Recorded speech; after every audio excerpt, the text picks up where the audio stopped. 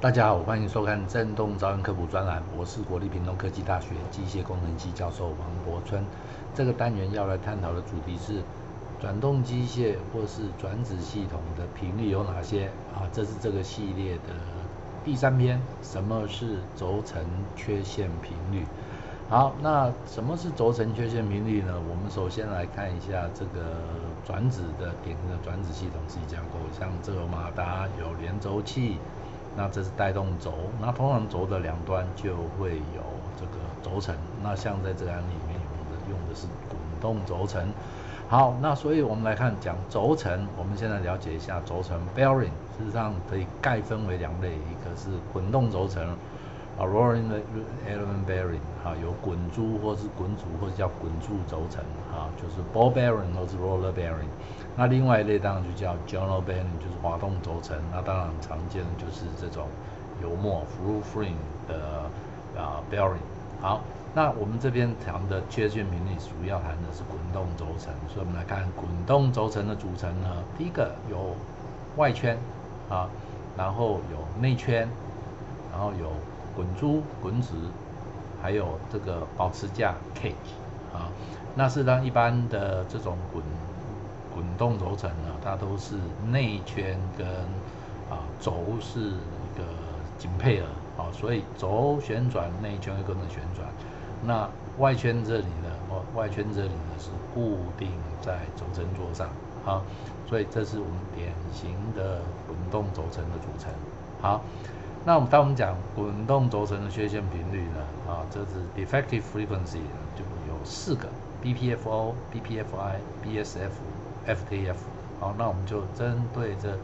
4个缺陷频率来分别做简单的介绍。首先看 BPFO 全名是 Ball Pass Frequency of Outer Ring 所以 BPFO 这是滚珠外圈的通过频率。那怎么回事呢？如果我们想象一下，因为轴承是一个高负载的，那在滚珠在滚的过程当中，如果我们这个外环这一边是有损伤外环这边有损伤，那可以想象一下，在旋转的过程当中，滚珠通过这个损伤就会有撞击，一通过就有撞击，所以会有撞击波、撞击波、撞击波、撞击波。那因为外环是固定的，所以它的撞击波的力道是稳定的，所以它就形成一个重复的周期的力量一样大的这种冲击波。所以做了频谱以后，它的外环损伤的频谱就会有这种斜频 harmonic 就是斜背频的特征。那这个频率呢，刚好就是它的 BPFO 那我们在 BPFO 可以从一些轴承的规格资料表可以找到它或是以后我们再来补充说明。好，那第二个呢就是 BPFI 就是滚珠内圈通过频率，这是 inner ring 就是内圈。好，那我们现在看一下这个状况呢，是如果呢轴承损伤的时候，它是从内圈的损伤开始。那我们想想看这个它在旋转的过程当中滚珠也跟着滚要记得内圈它也是跟着滚。所以当这个损伤在最底部的时候，它整个轴承的负荷是撞击力是最大撞击力最大，然后慢慢变小，慢慢变小，到顶端的时候撞击力就变小，然后再转到这边来的时候，撞击力就慢慢变大所以可以想象出来，它的撞击波是大的撞击波、小的撞击波慢慢小，然后再大撞击波，从最大到最小撞击波其实刚好是转一圈，所以这个就是有所谓的振幅调制。所以它除了有 BPFI 的斜频 harmonics 之外，还会有 EX 就是1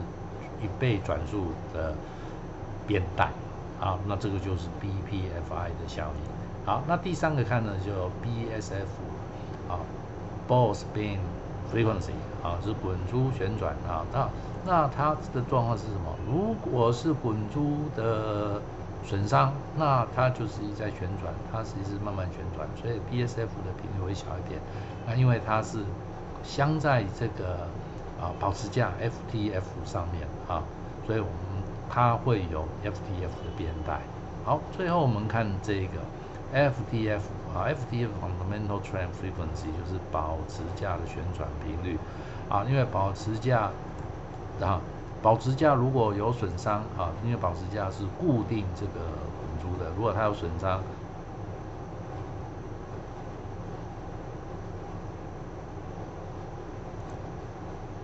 啊，如果它有损伤的话，那它就会造成它的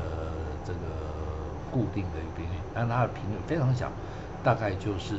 小于 EX 啊。好，所以这个单元我们看的就是滚珠滚动轴承的4个缺陷频率。第一个呢就是 BPFO， 它所形成的频谱会是就是一个 harmonics， 就是一个谐频。那 BPFI 它除了有谐频之外呢，还会有 EX 的编带啊。那 BSF 呢，它也是会有谐频，然后它形成的编带是 Fundamental Trend Frequency 的编带啊。那 FTF 呢，它有一个特征，它就是小于 EX 的平台啊。好，那这个单元我们就介绍到这里，以上个人看法，请多指教。